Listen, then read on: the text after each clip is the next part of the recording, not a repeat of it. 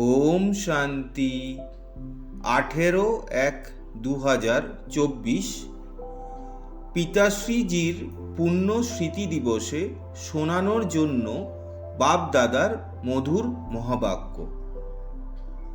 বাবা আজকে বললেন, মিষ্টি বাচ্চারা, বাবার হৃদয়ের অন্দরে বাচ্চাদেরকে সদা সুখী বানানোর ফার্স্ট ক্লাস আশা থাকে। বাবা এটাই চান যে আমরা বাচ্চারা যোগ্য হয়ে স্বর্গের মালিক হব। ওম শান্তি। বাচ্চারা জানে যে এখন ভগবান সম্মুখে বসে আমাদেরকে জ্ঞানের গীত শোনাচ্ছেন বা জ্ঞানের ডান্স করাচ্ছেন। এই জ্ঞান ডান্সের দ্বারা তোমরা দেবতাদের মতো সদা সুখী আর হাসি খুশিতে থাকবে। ভগবানকেই অসীম জগতের বাবা বা বিশ্বের রচয়িতা বলা হয়। আত্মারা বুঝতে পারে যে বাবা আমাদের জন্য স্বর্গ উপহার হিসেবে নিয়ে এসেছেন। তিনিই হলেন রচয়িতা। স্বর্গের মালিক বানানোর জন্য রাজযোগ শেখাচ্ছেন। তিনি বলছেন যে বাবাকে আর বিশ্বের মালিকানাকে স্মরণ করো। বাবা হলেন অসীম জগতের মালিক, তো অবশ্যই সীমাহীন সুবিশাল দুনিয়াই রচনা করবেন। বাচ্চারা, তোমাদের জন্য সমগ্র বিশ্বই হলো বাসস্থান, অর্থাৎ ভূমিকা পালনের জন্য স্থান। অসীম জগতের বাবা এসে অসীম বিশ্ব বা গৃহ বানাচ্ছেন, সেটাই হলো স্বর্গ। তো এরকম বাবার জন্য বাচ্চাদেরকে কতটা ধন্যবাদ জ্ঞাপন করতে হবে। বিশ্বের রচয়িতা বাবা ডাইরেক্ট বোঝাচ্ছেন, আমি তোমাদেরকে বিশ্বের মালিক বানাতে এসেছি, তো তোমাদের স্বভাব অত্যন্ত ফার্স্ট ক্লাস হওয়া উচিত।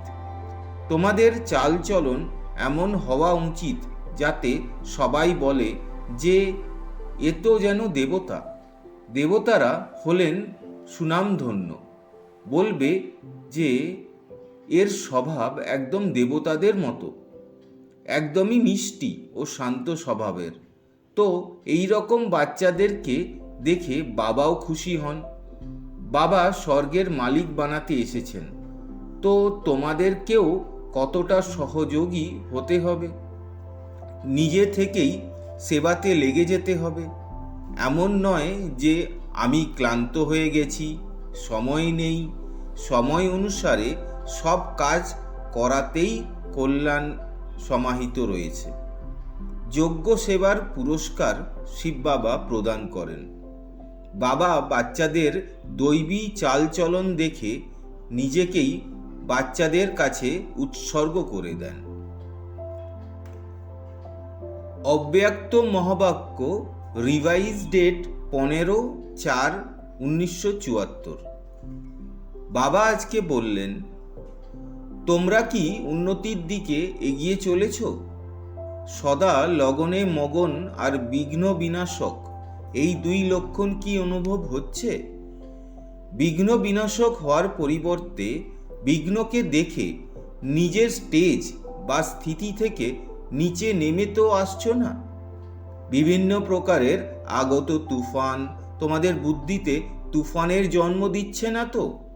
যেরকম কারোর দ্বারা উপহার প্রাপ্ত হলে বুদ্ধি দোলচলের পরিবর্তনে আনন্দিত হয়, সেই রকম আগত তুফান আনন্দ প্রদান করে নাকি দোলচাল বৃদ্ধি করে?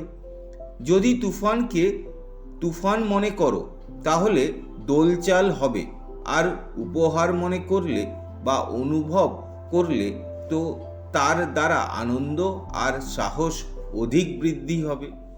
এসব হলো উন্নতি কলার লক্ষণ।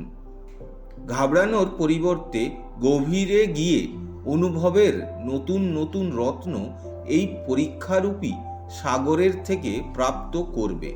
কেননা দোলচালের মধ্যেই রত্ন সুপ্ত থাকে।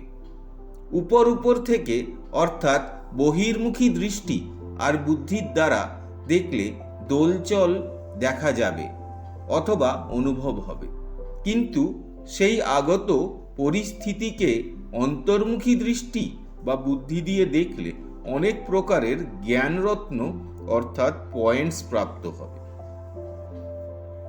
আজকের মধুর বরদান হল সেবাতে থেকে সম্পূর্ণতার সমীপতার অনুভবকারী ব্রহ্মা বাবার সমান এক্সাম্পল মানে উদাহরণস্বরূপ ভব।